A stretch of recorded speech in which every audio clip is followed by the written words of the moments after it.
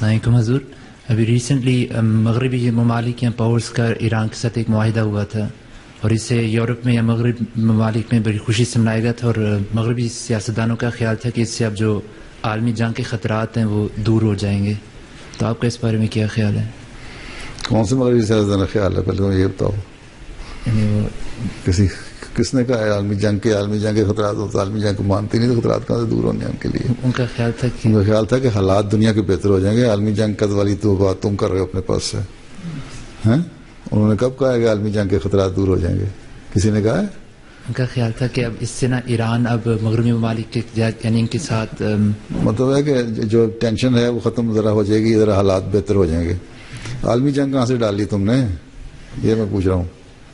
نہیں، مراد یہی تھی کہ حالات خراب ہوں گے. ابھی تو یہ معاہدہ کر کے پیچھے مڑے ہیں تو پیچھے سے اوباما صاحب نے اسرائیل جا کے بیان دے دیا کہ میرا یہ مقصد تھا اور ہم دیکھیں گے فلاں دیکھیں گے، 1 سال کے لیے مہلت دو ہمیں. کسی اور جگہ اسی اور نے دے دیا، اسرائیل نے بیان دے دیا. اس پہ ایران کے صدر نے پھر بیان دے دیا کہ امریکہ ہمارے سے کچھ معاہدہ کر گیا اور بیان دے رہا ہے اسرائیل کے پاس جا کے یا کہیں دوسری جگہوں پہ. اس طرح امن قائم نہیں رہ سکتا.